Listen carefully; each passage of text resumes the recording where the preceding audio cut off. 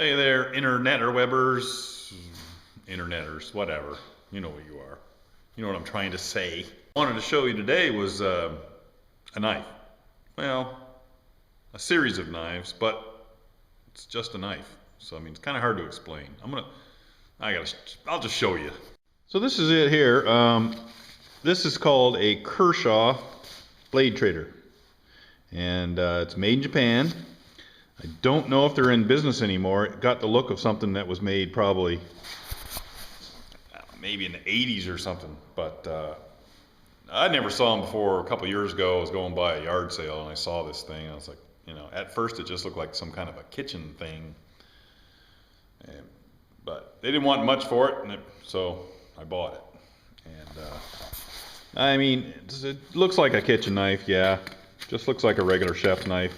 Got a great feel to it. It's really shaped well. But that's not what makes this knife special. This is what really makes this knife special. Watch this. See that? That's a chef blade. That's a handle. Locks together. It's got a little key. You just set it in there. You got to get this lined up just right. But you get that set like that, then just lock that down. Holds that rock solid. It's really put together nice. It seems like it might have been mass produced. I'm sure there's a million of these out there. I never saw one before, but I bet these were very common. Sort of looks like something you might have bought, But wait, there's more, and only $19.95 or something. But it was made in Japan. It's Japanese steel. And I've sharpened this many times. This is my main butchering knife right here, this setup. But what's neat about this is not just that blade, because just wait, there's more. The whole knife comes in this little kit. Little brass zipper on it and stuff, It definitely got that look of something from the 80s. And inside, you have all your blades. So the one I showed you was the cook's blade, then you got a carving blade, bread slicing blade, a saw blade, a fillet knife, and a paring utility knife, and then a space for the handle. So all that goes together. You can wrap that all up and take it camping with you or whatever. And that's exactly what I do, because the whole thing doesn't hardly weigh anything, and you've got all these knives and tools at your availability. Big saw blade, man, little bush saw. Crazy. And I've sharpened this knife a lot of times, and I'm telling you, this thing holds an edge like you wouldn't believe. It is absolutely excellent steel, and it is stainless. It says on these blades, there's two different numbers, but it says 1099 TF, and I don't know if that's a model number or like a 1090 alloy of some sort, but it says 1099 TF. When I get back in the house, I'm going to have to look it up and see what the hell it is, whether it's a certain stainless knife steel. But it's super thin and makes it really easy to put a nice edge on it. It literally takes a razor edge. I can go back up this blade an inch and it's not even a 1/16 of an inch thick. So it's incredible that way.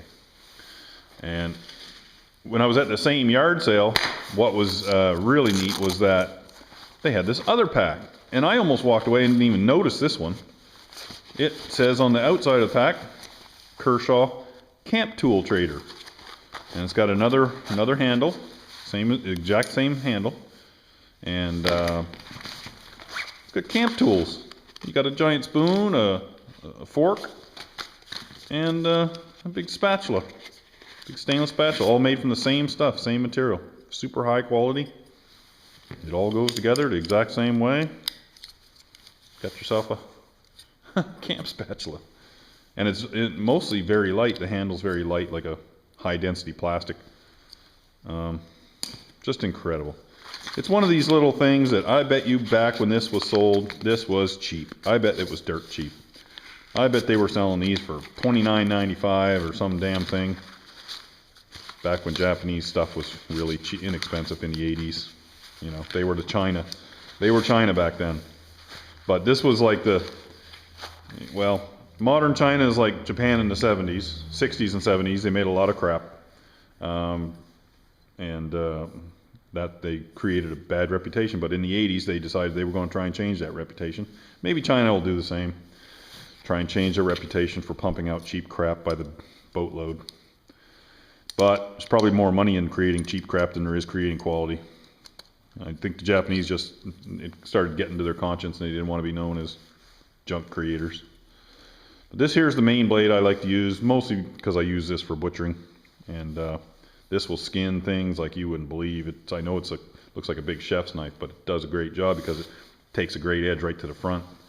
And you can do a long cut. So taking a hide off is wonderful. So comes with the handles, but wait, there's more. No. So no, there isn't any more. That's it. That's the whole knife. But it's an amazing knife. I just thought I'd show it to you because I had been using it recently, and no, it's awesome. I know like I said, I was going to go do some bushcraft camping. This will go with me. I mean, it's not exactly bushcraft using your multi-tool set and things like that, but nobody goes in the bush without their tools, and this is something I'd just like to bring because it fits in my pack and doesn't weigh much. I don't think even the camp tools and all those knives and handles, that whole thing can't be hardly a pound, maybe a little more than a pound. So it's well worth bringing.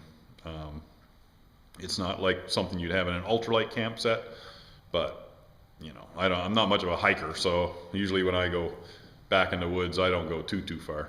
I'll drive most of the way and then I'll hike. Just not in good enough shape for long hikes.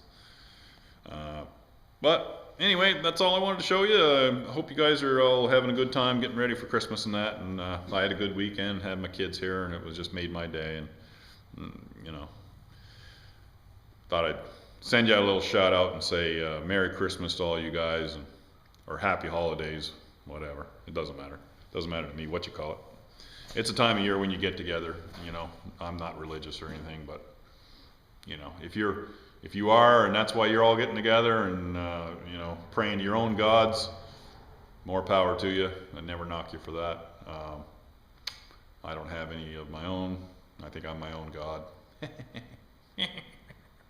Anyway, I'll be talking to you. Merry Christmas. See ya.